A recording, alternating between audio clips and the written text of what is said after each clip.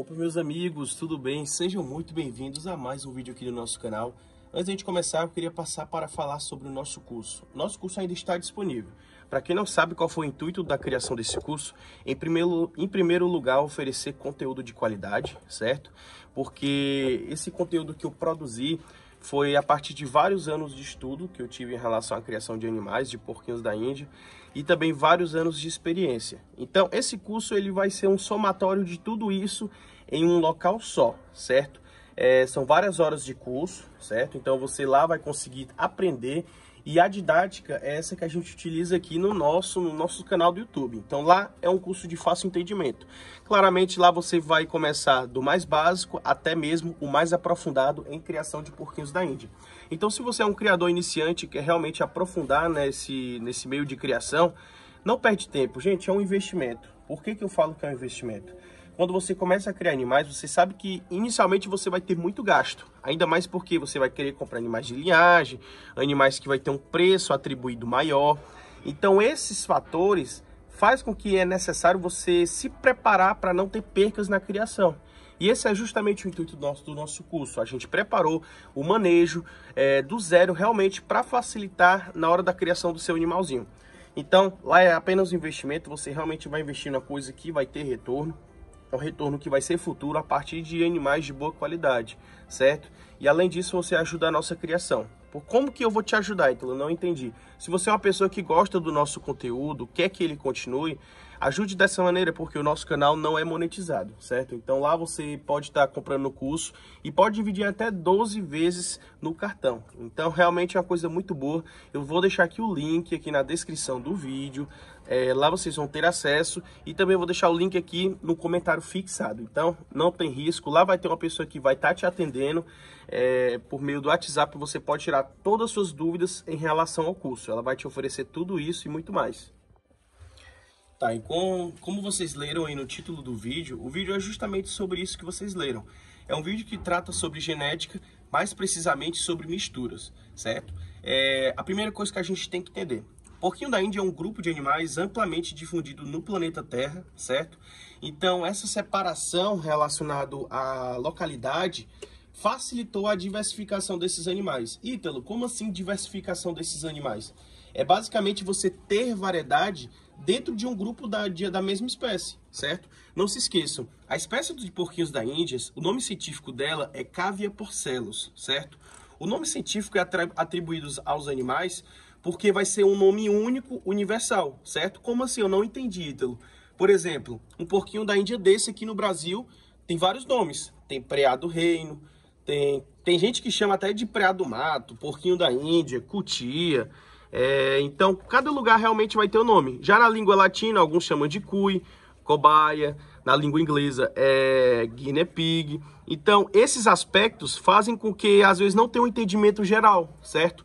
Então, para isso que os nomes científicos são criados. Porque o mesmo nome científico aqui no Brasil vai ser lá no Japão, tá entendendo? Então, é por isso que esses nomes científicos são criados.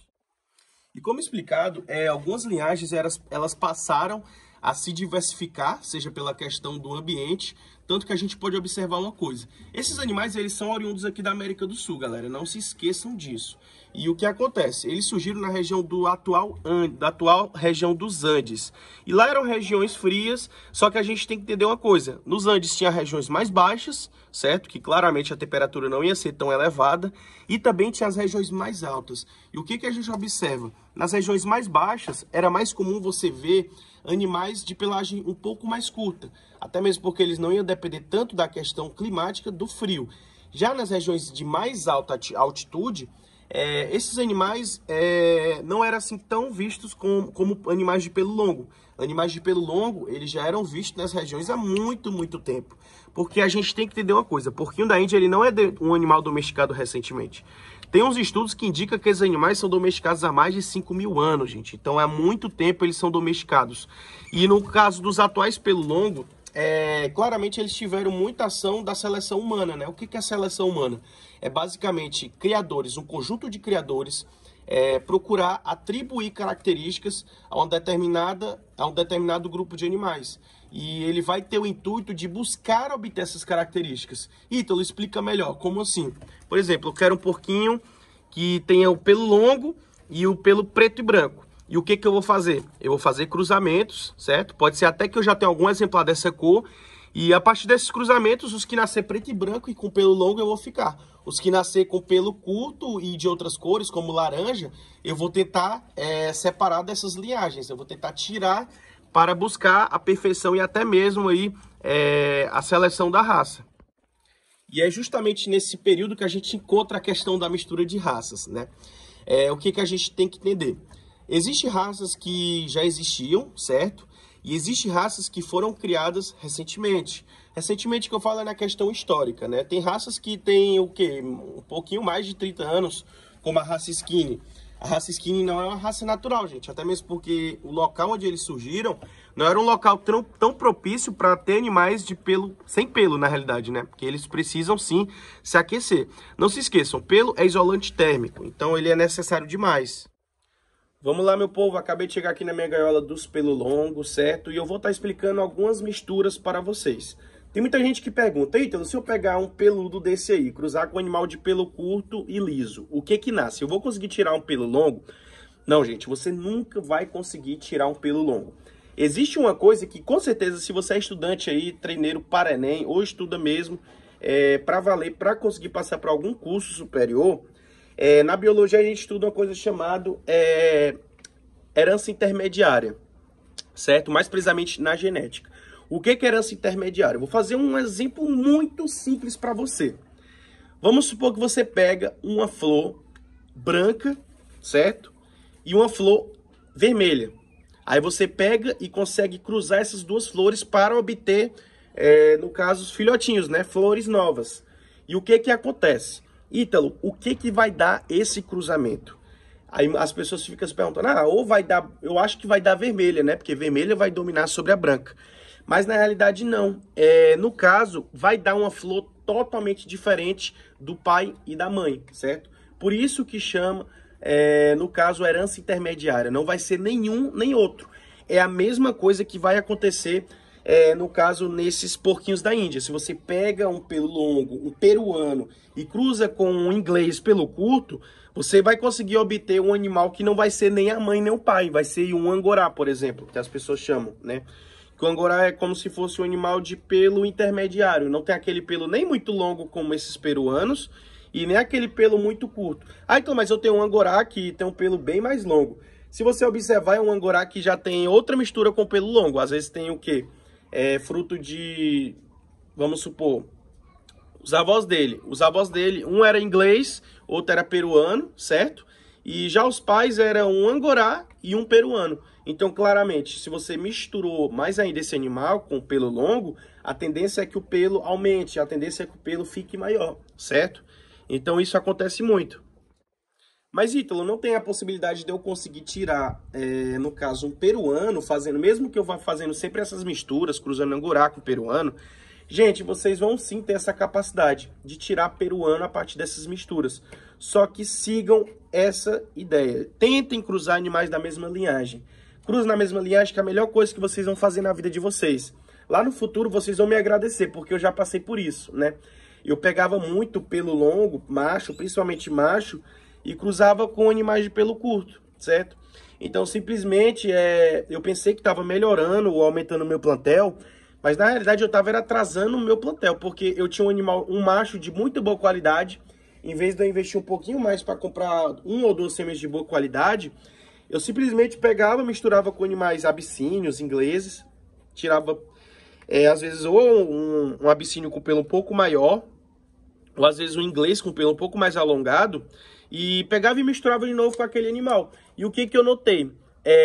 Na geração...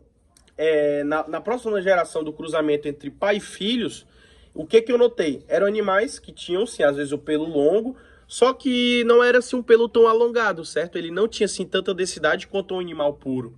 Então, isso que eu notei a partir desses cruzamentos de misturas. O que a gente tem que entender? Nesse caso de mistura propriamente dita, os cromossomos, os genes mais precisamente falando, eles conseguem atuar de forma distinta. É como se os dois, eles começassem, eles se entrelaçassem, basicamente. Então, no caso, você vai observar características fenótipas tanto do pai quanto da mãe. Então, nesse caso em específico, no caso, os dois atuam na questão da genética do filho, principalmente na questão de genética fenótipa. Ítalo, e sobre nossos queridos skinnies, como que funciona? Eu trouxe também esses animais porque eles são animais relativamente novos, né? A criação deles parece que foi em 1978 no Canadá, no Instituto do Canadá. E o que acontece? Comparado a outras raças, as outras raças são muito mais antigas, né? E o que a gente pode observar? Tem aqui um casal de skinny, esse aqui é o macho, como já deu para vocês notar, aquela ali é a fêmea. Aqui é uma portadora de skinny, que eu vou explicar para vocês o que acontece com essas portadoras, e que eu tenho outra portadorazinha de skinny. Vamos lá. Vamos fazer uma suposição de cruzamento. Ítalo, se eu pegar um macho skinny e cruzar com uma fêmea skinny, o que vai nascer? 100% dos filhotes vão nascer da raça skinny. Porque não se esqueçam, azinho versus azinho, você obtém 100% de crias azinho. Não se esqueçam, é uma coisa lógica, uma coisa que não muda, beleza? Ítalo, não tem a chance de eu cruzar a skinny, com skinny nascer um bicho de pelo longo, um bicho com pelo, quer dizer? Não, gente, você tem zero chance de nascer um animal com pelo, certo? E o que acontece? Observa só.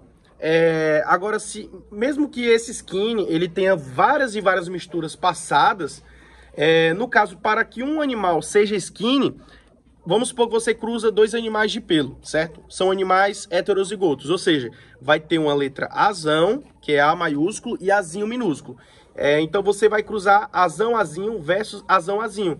O que você vai obter?